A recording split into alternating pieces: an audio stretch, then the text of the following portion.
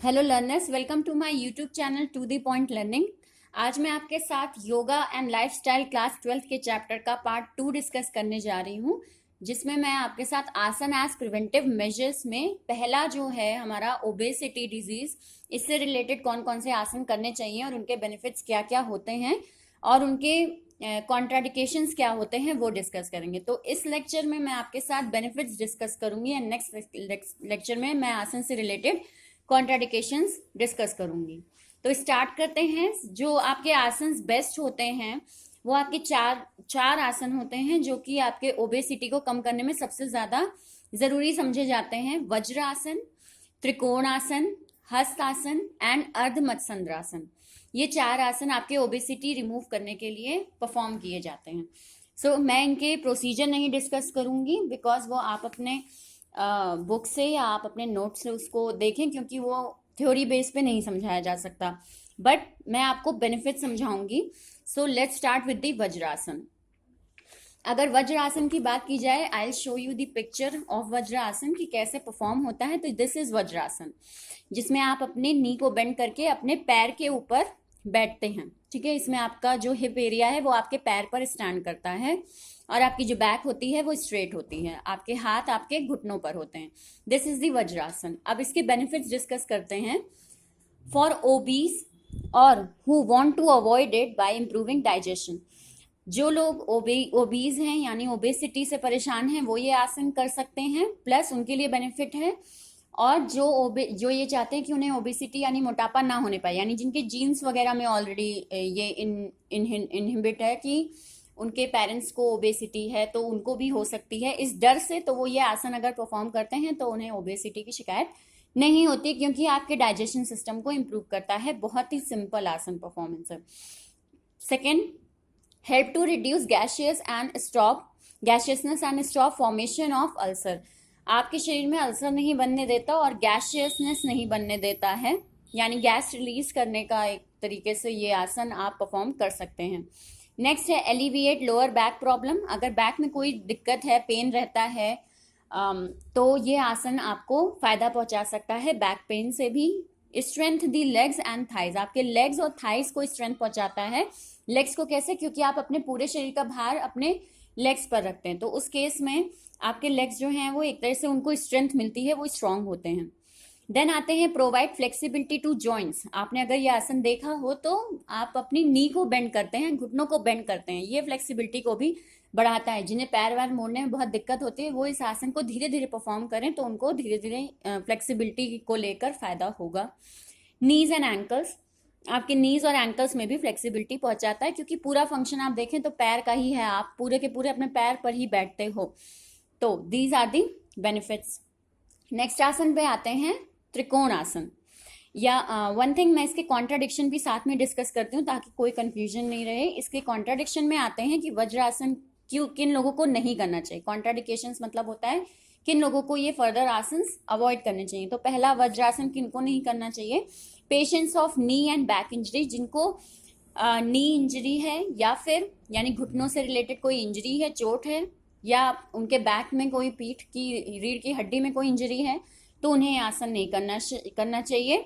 या अगर करें तो should be done under guidance के अंडर करें, यानी किसी प्रोफेशनल के सलाह के अंदर करें। Then patients of hernia, intestinal ulcer and diseases of small and large intestine should avoid it. जिनको अपने इंटेस्टाइन, लार्ज और स्मॉल दोनों इंटेस्टाइन में कोई दिक्कत है, कोई डिजीज है, कोई बीमारी है, अल्सर है, हार्निया है, इन सब के पेशेंट्स हैं, या फिर स्टमक का ऑपरेशन हुआ है या बैक का ऑपरेशन हुआ है, तो उन्हें आसन नहीं करना चाहिए। It can cause severe stiffness in feet, ankles and knees, क्योंकि आपका पूरा का पूरा भार जो होता है आपके पैर का वो कहाँ पर होता है? वो आपके पूरा का पूरा आपकी बॉडी का भार आपके पैर पे होता है। तो ये एरिया जब आप आसन करके उठते हैं तो ये काफी स्टिफ हो जाता है, यानी सॉलिड हो जाता है। थोड़ी देर आपका पैर, आपको अनकंफर्टेबिलिटी होगी मूव करने में। तो अगर आपका पैर कमजोर है या आप स्टिफनेस बर्दाश्त नहीं कर सकते हैं, बहुत देर तक पैर आपका अकड़ जाता है, तो फिर ये आसन आपको नहीं करना चाहिए। उस केस में आपको लेग से रिलेटेड प्रॉब्लम है या आपके कोई न्यूट्रिएंट की कमी है जिसकी वजह से वो स्टिफनेस जल्दी ठीक नहीं हो रही, तो उस केस में फिर जबरदस्ती ये आसन नहीं करना चाहिए। देन आते हैं ये हमारे वज्रासन के कॉन्ट्राडिकेशंस खत्म हुए। नेक्स्ट आसन हम डिस्कस करते हैं जो कि ओबेसिटी में हेल्पफुल होता है, त्रिकोण आसन। त्रिकोण आसन की बात करूं, पहला relieves gastritis, indigestion, flatulence and acidity.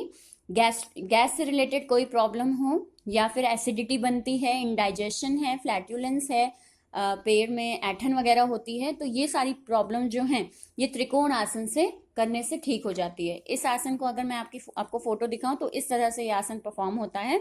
अगर आप देखें तो काफी फ्लेक्सिबिलिटी है इस आसन में, आपका हाथ भी फ्लेक्सिबल, पैर भी, प्लस आपका ये हिप एरिया भी। तो इस आसन में काफी फ्लेक्सिबिलिटी है और आपको गैस से रिलेटेड या डाइजेशन से रिलेटेड कोई भी प्रॉब्लम होती है तो वो इससे रिमूव होती है।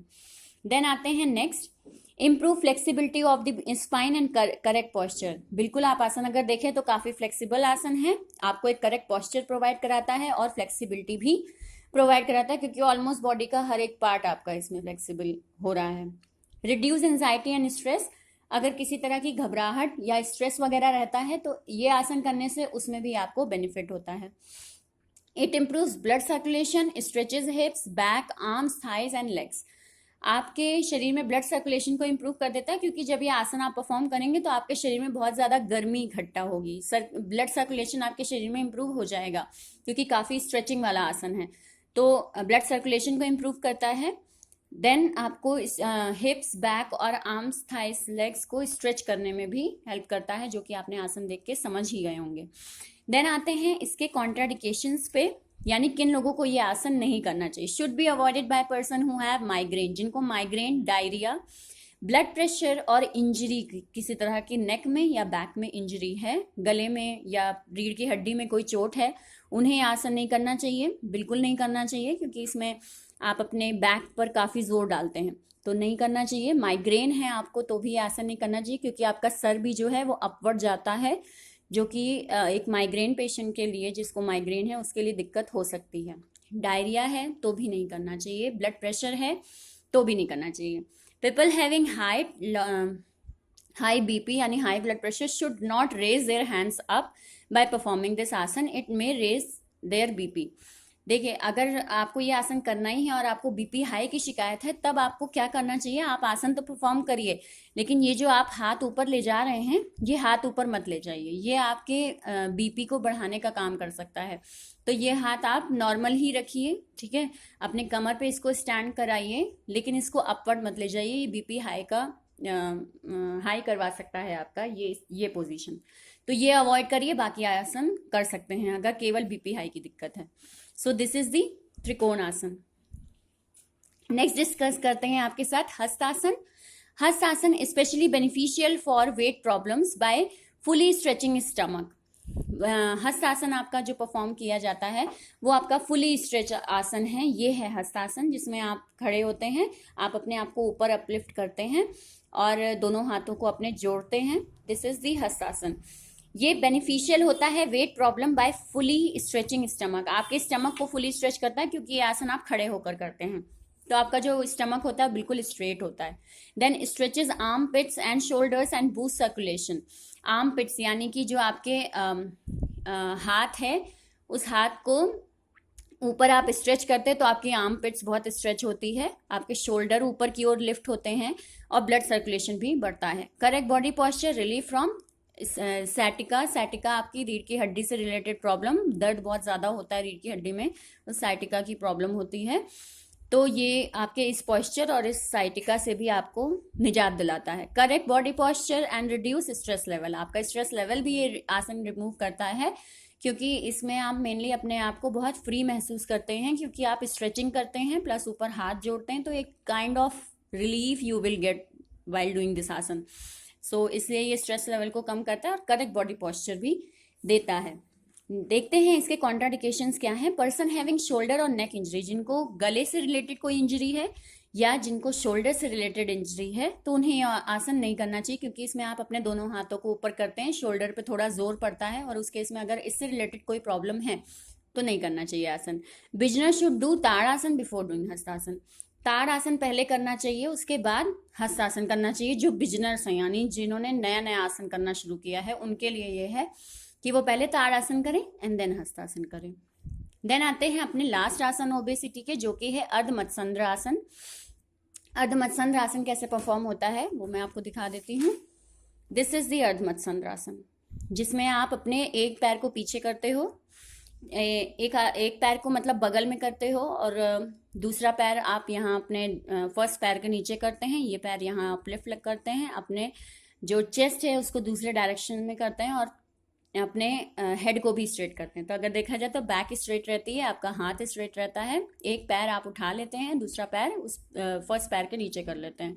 This is the ardhamatsyendrasana. अब इनके बेनिफिट्स देखते हैं। Massages the abdominal organs, increase the release of digestive juice. अगर आप ये आसन देखें तो इसमें आपका एब्डोमिनल एरिया का काफ़ी मसाज होता है। आप एक पैर से अपने एब्डोमिनल एरिया को मोड़ रहे हो, दूसरे से अपने एब्डोमिनल एरिया को सपोर्ट दे रहे हो, तो उसका काफ़ी मसाज हो जाता है। उसके साथ साथ डाइजेस्टिव जूस जो हैं वो भी एक्टिव हो जाते हैं, आपके शरीर में रिलीज होना शुरू हो जाते हैं। Then bring relief from stiffness, stress and tension. आपको किसी भी तरह की स्टिफनेस है, यानी बॉडी बहुत सॉलिड है, बहुत कड़क है, यानी बहुत ज़्यादा फ्लेक्सिबिलिटी की कमी है, तो ये आसन आपको वो फ्लेक्सिबिलिटी प्रोवाइड कराएगा। स्ट्रेस और टेंशन रहता है दिमाग में, तो वो भी इस आसन को करने से रिलीज होता है। Next, increase in the supply of oxygen to the lungs. आपके लंग्स में ऑक्सीजन का जो फ्लो है वो बढ़ जाता है, क्योंकि आपका चेस्ट जो है वो बहुत ब्रॉडन हो जाता है इस आसन को करते वक्त। आपकी बैक स्ट्रेट हो जाती है, आप अपना चेस्ट स्ट्रेट करते हो, तो ऑक्सीजन लेवल अच्छा हो जाता है इस आसन को करने पर। Improve flexibility of back muscle, आपकी रीढ़ की हड्डी की मसल में फ्लेक्सिबिलिटी आती है इसको करने से। Plus leg muscle and tones the muscle, आपके जितने भी पैर की जो मसल्स हैं उनको एक टोन से एक शेप मिलता है इस आसन को करने से। यानी अगर लेग्स वगैरह हिप एरिया में शेप चाहते हैं आप, तो ये आसन हेल्पफुल है उसके लिए। So this is the benefit of ardhamatsyendrasana. किनको ये आसन नहीं करना चाहिए, यानी कि कॉन्ट्राडिकेशंस देख लेते हैं। Pregnant and menstruating women should avoid it as it twisted abdominal. जिनको जो महिलाएं प्रेग्नेंट हैं या जिनको मेंस्ट्रुएटिंग पीरियड्स रहते हैं जिस टाइम में, उनको ये आसन नहीं करना चाहिए, क्योंकि उस टाइम ये आसन करने पर एब्डोमिनल में फोर्स पड़ता है, आपके लोअर एरिया में जोर पड़ता है, जिसकी वजह से आपको ये आसन उस टाइम परफॉर्म नहीं करना चाहिए। देन आते हैं पीपल हैविंग हार्ट, एब्डोमिनल और ब्रेन इंजरी। जिनको दिमाग की कोई इंजरी है, हार्ट इंजरी है या एब्डोमिनल इंजरी है या ऑपरेशन हुआ है जिनका पेट वगैरह का, उन्हें भी यह आसन नहीं करना चाहिए। People having severe back pain, जिनको बहुत ज़्यादा बैक पेन है, ठीक, नेक पेन है या नेक से रिलेटेड कोई इंजरी है, तो उन्हें भी ये आसन करते हुए केयरफुल रहना है। अवॉइड नहीं कहा गया है, लेकिन हाँ केयरफुल रहना है, किसी प्रोफेशनल के गाइडेंस में करना चाहिए। So these are the contradictions and benefits of asanas which you can do during obesity. अगर ओबेसिटी है तो ये आसन आप परफॉर्म कर सकते हैं। नेक्स्ट क्लास में मैं आपके साथ डायबिटीज से रिलेटेड आसन डिस्कस करूंगी। If you have any query just comment on my videos and मेरे चैनल को सब्सक्राइब ज़रूर करें अगर वीडियो आपको समझ में आता है, आपको अच्छा लगता है। इससे रिलेटेड नोट्स मैं बिल्कुल अपने ब्लॉग पर आपको प्रोवाइड करा दूंगी, और उसका लिंक मैं अपने डिस्क्रिप्शन में दे दूंगी, तो आप बिल्कुल वहाँ विजिट करें और अपने नोट्स उससे बनाएं, आपको हेल्प मिलेगी। So thank you and have a nice day.